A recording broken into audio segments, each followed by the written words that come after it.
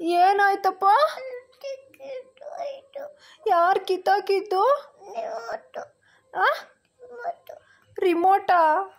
ಏನು ಮಾಡೋಣೀಗ? ಅಪ್ಪ ಬಂದಾಗ ಏಟ್ ಕೊಡಿಸ್ಲಾ? ಅಪ್ಪ ಬಂದಾಗ ಹೇಳ್ಬೇಡ ಕಣಪ್ಪ.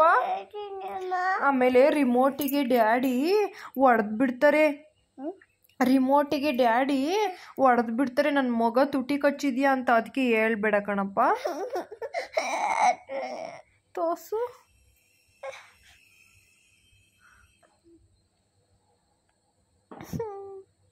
ಹೇಳ್ಬೇಡ ಡ್ಯಾಡಿ ಬಂದಾಗ. ರಿಮೋಟಿಗೆ ಹೊಡೆದು ಬಿಡ್ತಾರೆ ಡ್ಯಾಡಿ.